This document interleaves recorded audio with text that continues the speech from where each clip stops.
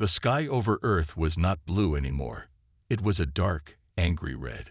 Smoke from burning cities made it hard to see the sun.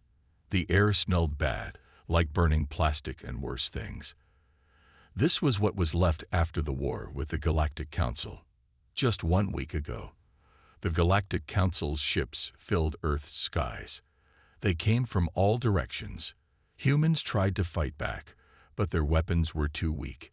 The alien ships were too strong and too many. It was not really a war. It was more like bugs being stepped on by a giant foot. Now, the planet was quiet. Too quiet. No cars honked in the streets. No planes flew in the sky. The noises of a living world were gone. Instead, there were only the sounds of things falling apart and the cries of the few people left alive. In what used to be New York City, a small group of survivors watched as a huge alien ship landed in Central Park. The ship was smooth and shiny, like a giant silver teardrop. It did not look like it had just fought a war. It looked clean and perfect, making the broken city around it seem even more sad. The ship's door opened slowly. A ramp came down and touched the burned grass. Then they came out. The leaders of the Galactic Council. They did not look like the scary monsters from old movies. They looked almost human, but taller and with skin that shimmered like fish scales. Their eyes were big and completely black, with no white parts. The alien leader, taller than the rest, walked down the ramp. In his hand, he held a long pole with a flag. The flag had the symbol of the Galactic Council, a spiral galaxy with a fist in the middle. He walked to the center of what used to be a nice park. Now it was just burnt ground and fallen trees.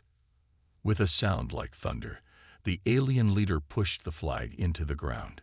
It stood there, waving in the hot, dirty wind.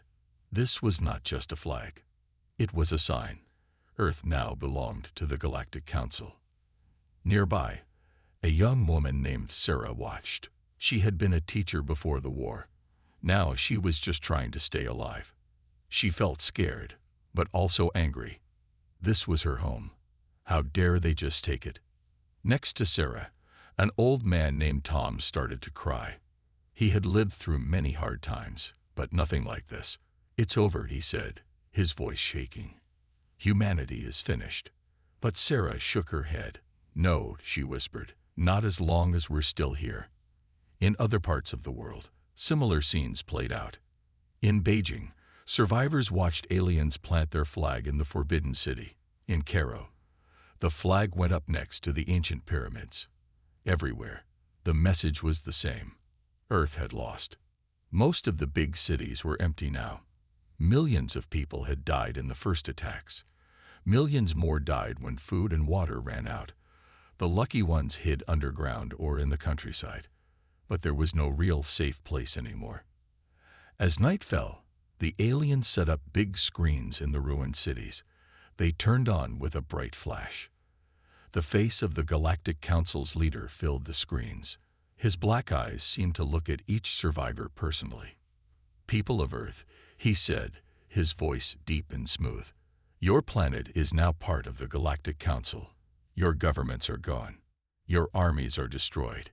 You fought bravely, but you were too weak, too primitive. Now, you will serve us." Sarah and the other survivors listened, feeling more hopeless with each word. But then, something changed in Sarah's eyes. A small spark of defiance lit up. The alien leader continued, "Some of you may think of fighting back. Do not. It would be pointless. You are beaten. Accept your new place in the galaxy." As the message repeated, Sarah turned to the small group around her. "We need to find others," she said quietly. "We're not beaten yet. They think they've won, but they don't know humans very well. We don't give up easily." In the darkness of a conquered Earth, small groups like Sarah's began to form. They were scared and hurt, but not broken. The aliens had won the war, but a new fight was just beginning. Humanity would not go quietly into the night. The real struggle was about to start. #Galactic Council taunts humanity after winning the war. #Part 2. The taunting begins. 1 month after the Galactic Council's victory, Earth looked very different. The aliens had cleaned up the big cities, but they didn't do it to help humans. They did it to make room for their own buildings. In what used to be London, a huge tower now stood where Big Ben once was. It was made of a strange, shiny metal that changed colors in the light. This was the new headquarters of the Galactic Council on Earth. Inside the tower, alien workers moved quickly. They set up computers and machines that humans had never seen before. In the center of the main room, a tall alien named Zax stood watching. He was the council's chief spokesperson. Zax smiled, but it wasn't a nice smile. It was the smile of someone who knew they had won and wanted to rub it in. He turned to a human assistant, a woman named Emily who had been forced to work for the aliens. "Is everything ready for our first broadcast?" Zax asked. Emily nodded, trying not to show how scared and angry she felt. "Yes, sir. We can start in 5 minutes." Zax's smile got bigger. "Excellent. It's time to educate these primitive humans about their new place in the galaxy." Outside, in the streets of London, groups of tired and hungry humans gathered around big screens the aliens had put up. They didn't want to watch, but they had to. The aliens had said that anyone who didn't watch would be punished. The screens flickered to life. Zax's face appeared, his black eyes shining. "Greetings, humans," he said, his voice smooth but cold. "Today marks 1 month since your planet joined the Galactic Council. Some of you might say we conquered you, but really, we saved you from yourselves." In a small apartment nearby, Sarah, the former teacher from New York, watched with a group of resistance members. They had escaped from America and were now trying to organize a global fight back. Sarah's fists clenched as she listened to Zax. Zax continued, "Let's look at how you humans lived before we came. You fought wars over imaginary lines on maps. You let some of your people starve while others had too much. You killed your own planet with pollution." Images flashed on the screen: human wars, poverty, and environmental destruction. Many humans watching felt shame, even though they knew the aliens were twisting the truth. "Now, look at what we've accomplished in just 1 month," Zax said proudly. The images changed to show clean cities and advanced alien technology. "We've already started to fix the damage you did to your atmosphere. Our medical technology has cured diseases you thought were unstoppable." In her hiding place, Sarah muttered, "Yeah, after you killed millions of us first." Zax wasn't finished. "Some of you might be thinking of resisting us. Let me show you why that would be a mistake." The screen showed a map of Earth. Red dots appeared all over it. "These are our monitoring stations," Zax explained. "We can see everything you do. We can hear everything you say. Resistance is pointless." Many humans watching felt their hope drain away. But not everyone. In her apartment, Sarah turned to her friends. "He's lying," she whispered. "They can't watch everything. And even if they could, we can't give up."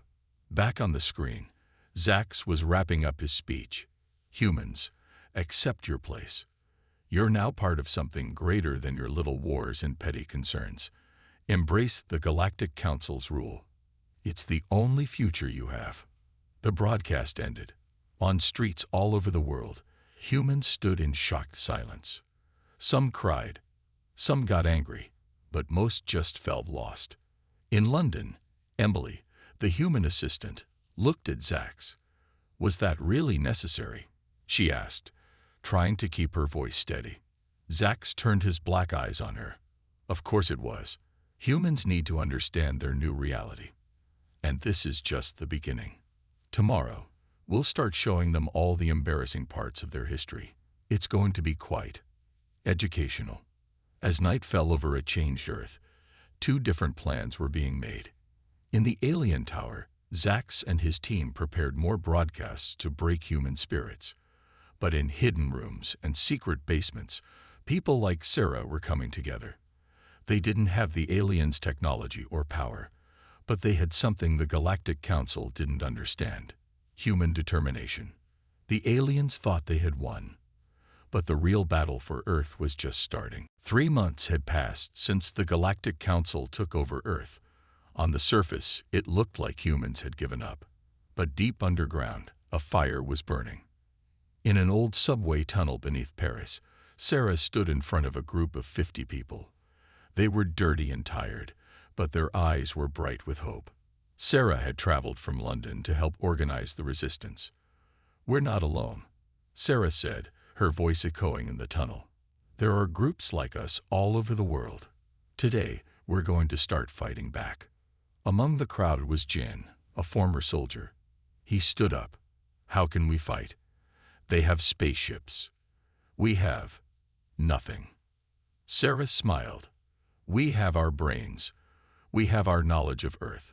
And we have this." She held up a small device. A murmur went through the crowd. "What is it?" someone asked. "It's a communication device," Sarah explained. "We stole the design from the aliens.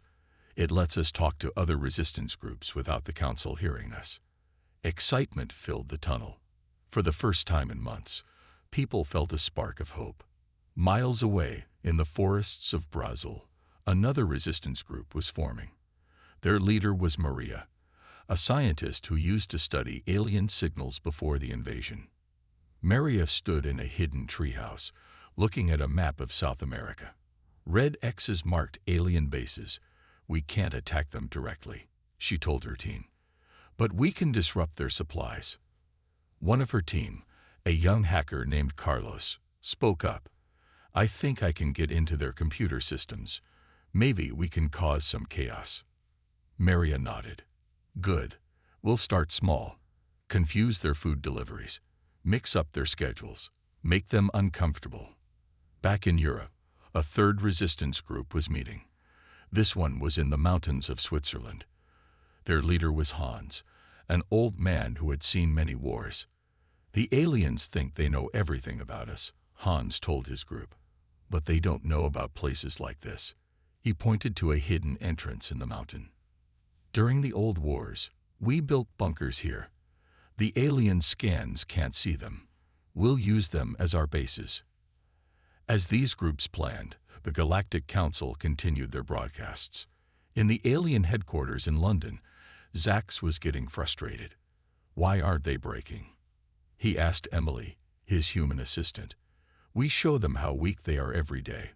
Why do they still resist?" Emily tried to hide her smile. "Humans are stubborn," she said. "The more you push us, the harder we push back." Zax's eyes narrowed. "Bring me the human leaders we captured. It's time to make an example of them." But what Zax didn't know was that Emily was part of the resistance too. As soon as he left, she sent a secret message to Sarah. "They're planning something big. Be careful." The next day, the aliens announced a public event. They were going to put the captured human leaders on trial. They set up big screens in every city to show it. But as the trial was about to start, something strange happened. The screens flickered. Then, instead of the trial, they showed a message. "Hope is not lost. Resist. We are everywhere." The message only lasted for a few seconds before the aliens regained control. But it was enough. All over the world, humans saw it. They realized they weren't alone. In his headquarters, Zax was furious. "Find out who did this," he shouted. But it was too late. The resistance had made its first big move. Humans everywhere felt a new energy. They began to share secret looks, hidden smiles. Some even dared to whisper to each other, "Did you see it? There's hope." The Galactic Council had won the war. But they were about to learn that winning a war was not the same as breaking the human spirit. A new kind of battle was just beginning. And this time, humanity was ready to fight. 6 months had passed since the Galactic Council took over Earth. The resistance was growing stronger, but they needed something big to turn the tide. That's when everything changed. Deep in the Amazon rainforest, Maria and her team were exploring an ancient temple. They had found old stories about a hidden power, something that even the aliens didn't know about. "Look at these symbols," Maria said, shining her flashlight on the wall. They're not from any Earth language I know. Carlos, the young hacker, stepped closer. They look like star maps. Suddenly, the ground shook. A hidden door opened in the temple floor. Maria and Carlos looked at each other, their hearts racing. "Should we go in?" Carlos asked. Maria nodded. "We have to. This could be what we've been looking for." They climbed down into a dark chamber. Their lights revealed something incredible. A room full of strange, glowing technology. It wasn't human, and it didn't look like the Galactic Council's tech either. "What is this place?" Carlos whispered. Maria's eyes were wide. I think we found technology from an ancient alien race, one that came to Earth long before the Galactic Council." Meanwhile, in London, Zax was getting worried. The resistance was causing more and more problems. Food shipments were disappearing. Alien computers were being hacked, and humans were starting to look hopeful. "We need to find their leaders," Zax told his team. "Increase patrols. Check every hiding place." But Emily, his human assistant who was secretly part of the resistance, had overheard. She sent a coded message to Sarah. "They're coming. Hide." Sarah got the message in her hidden base under Paris. "We need to move," she told her team. "But first, we need to contact Maria." She said she found something big. Using their secret communication device, Sarah reached Maria in the Amazon. "Sarah, you won't believe what we found," Maria said excitedly. "It's some kind of energy source. I think it can power weapons strong enough to fight the Council's ships." Sarah's heart leaped. "That's amazing. But we need to be careful. The aliens are increasing their searches. We need to." Suddenly, there was a loud noise on Maria's end. "Oh no," Maria said. "They found us. We need to." The communication cut off. Sarah stared at the device in horror. Had the aliens caught Maria? What would happen to the ancient technology? In the Amazon, Maria and Carlos were running through the jungle. They had grabbed as much of the ancient tech as they could carry. Behind them, they could hear alien ships searching. "We need to split up," Maria said.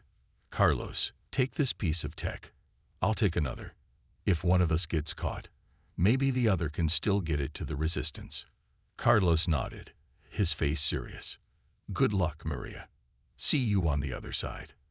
As they ran in different directions, the alien ships got closer. Back in London, Zax received an excited message from his search team. "Sir, we've detected strange energy readings in the Amazon. It's like nothing we've seen before." Zax's eyes widened. Could the humans have found something? "Send everything we have to that location," he ordered. "I want whatever they found." All over the world, the resistance held its breath. They had tasted hope, but now everything hung in the balance. Could Maria and Carlos escape with the ancient technology? Would this be the key to defeating the Galactic Council? As night fell over Earth, two races began. The aliens, rushing to find the source of the strange energy, and the humans, desperately trying to unlock the secrets of the ancient tech before it was too late. For the first time since the invasion, the future was uncertain, and uncertainty meant hope. A week had passed since Maria and Carlos found the ancient technology in the Amazon. The whole world held its breath, waiting to see what would happen next. In a secret lab hidden deep under the ruins of Tokyo, Maria worked day and night. She had escaped the aliens in the Amazon and made her way to Japan with the help of the resistance. Now she was trying to unlock the secrets of the ancient tech. "I think I've got it," Maria shouted suddenly. Her team gathered around her. On the table was a small device, glowing with a strange blue light. "What does it do?" someone asked. Maria smiled. "It creates a field that disrupts the aliens' technology. If this works, their ships and weapons will just stop." Halfway across the world, in the old subway tunnels of New York, Sarah was planning the biggest attack yet. She had gathered resistance leaders from all over the world. When Maria gives the signal, Sarah explained, "We'll activate the device. Then we strike at all their major bases at once." The room was tense but excited. This was the moment they had been waiting for.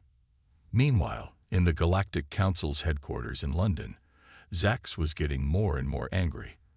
The resistance was growing stronger every day, and he couldn't stop it. "Find me those humans," he shouted at his team. "I want them crushed." But Emily, his human assistant and secret resistance member, was listening. She sent one last message to Sarah. "They're planning something big. Be careful." The next day, everything changed. Maria activated the ancient device. For a moment, nothing seemed to happen. Then, all over the world, alien ships started falling from the sky. Their weapons stopped working. Their computers went dark. In London, Zax watched in horror as his screens went black. "What's happening?" he demanded. But his alien team was just as confused. None of their technology was working. That's when the resistance struck. In New York, Sarah led a group to take back the city. In Paris, Jen and his team captured the alien base. All over the world, humans rose up against the now powerless Galactic Council. Zax tried to call for help, but nothing worked. He turned to Emily, suddenly realizing the truth. You're with them, aren't you?" Emily nodded, no longer afraid. "Humanity will never be conquered, Zax. You should have learned that by now." As the day went on, more and more alien bases fell. The Galactic Council's great ships, once so powerful, now lay useless in fields and oceans. By nightfall, most of Earth was back in human hands. In Times Square, Sarah stood before a cheering crowd. The big screens, once used for alien propaganda, now showed scenes of victory from around the world. "Today," Sarah said, her voice carried across the globe, "we take back our planet. But tomorrow, we must build a better world. We can't go back to our old ways. We must learn from this and grow stronger." The crowd roared its approval. In the Amazon, Carlos emerged from hiding. He had kept his piece of the ancient tech safe.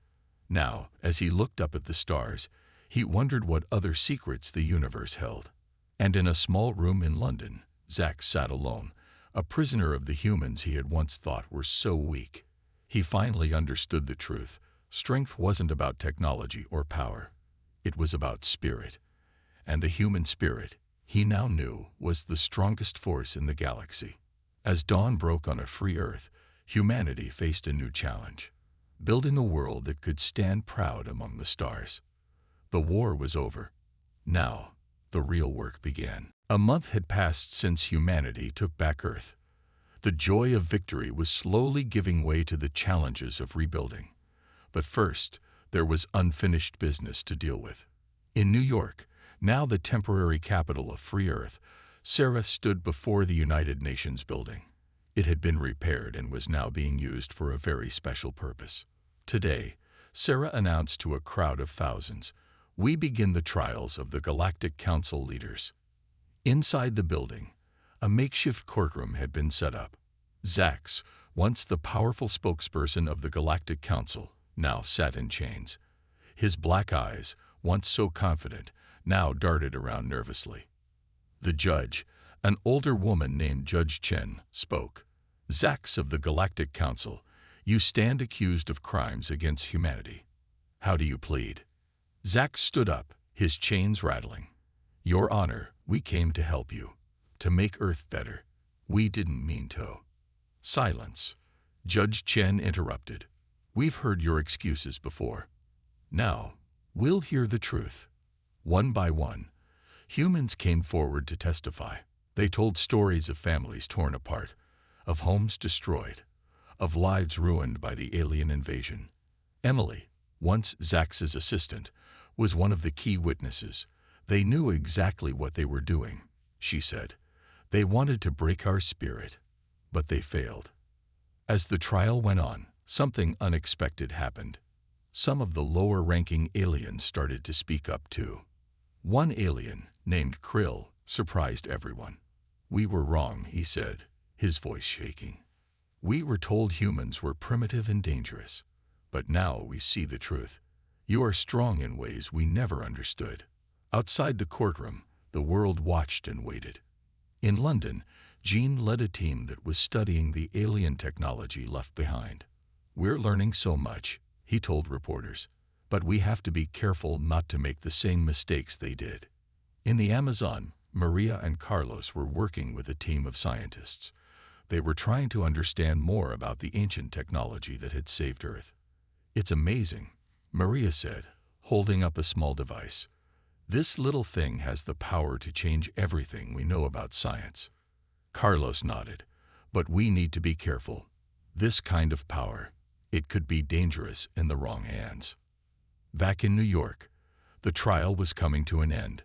Judge Chen stood to give the verdict. "Zax and the leaders of the Galactic Council, we find you guilty of crimes against humanity," she said, her voice firm. "But our sentence will not be one of revenge. Instead, you will work to repair the damage you've done. You will help us rebuild, under close watch." The crowd outside was silent for a moment, then burst into cheers. It wasn't the revenge some had wanted, but it felt right. It felt human. As Zax was led away, Sarah stepped up to speak to the world. "Today, we've shown that humanity is not just strong, but also just," she said. "We won't become like those who tried to conquer us. We'll be better. We'll reach for the stars, not to conquer, but to learn and grow." Around the world, humans and even some aliens nodded in agreement. The future was uncertain, but it was theirs to shape. In a small room, Zax sat alone, thinking about everything that had happened. For the first time, he felt something new. Respect for the humans he had once thought were so weak. As night fell on a free Earth, millions looked up at the stars. But now, instead of fear, they felt hope. The galaxy was big and full of dangers, but humanity had proven it was ready to face whatever came next. The war was over. The healing had begun, and the greatest adventure in human history was just beginning. 5 years had passed since humanity regained control of Earth. The planet had changed in ways no one could have imagined before the invasion. In New York, now the capital of the United Earth government, Sarah walked into a large, circular room. It was filled with humans and aliens from all over the galaxy. This was the first meeting of the new Galactic Alliance. Sarah, now the president of Earth, stood at the center.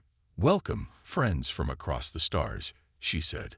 "Today, we begin a new chapter in galactic history." The room was quiet. Everyone knew how important this moment was.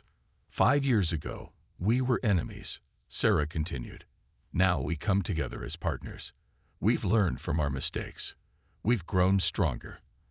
And we're ready to build a better future for all species."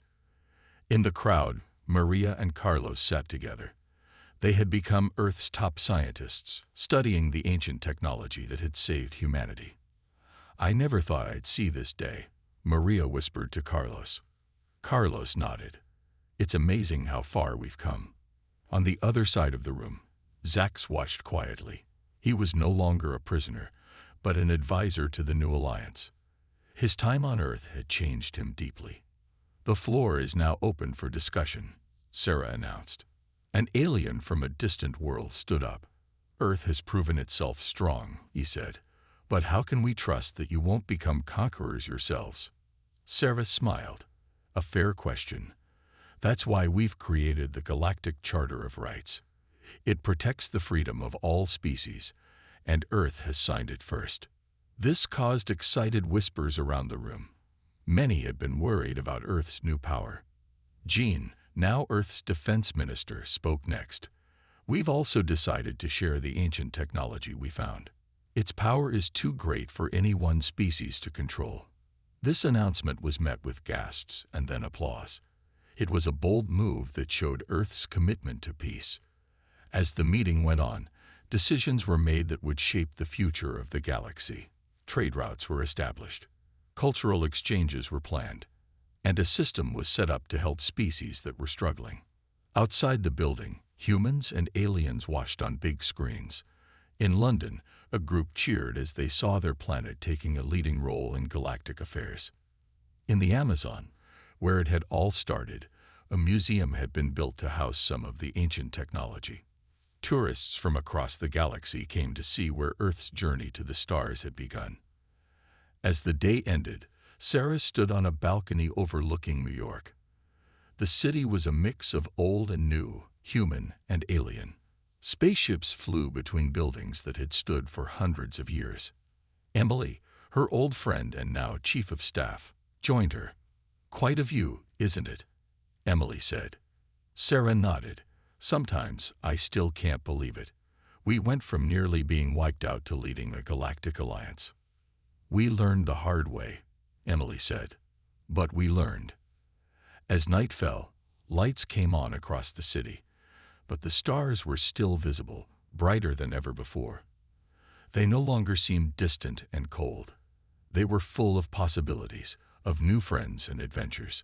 In homes across Earth, parents told their children stories of the invasion and the resistance, but they also told them about the future, about the amazing things waiting for them among the stars.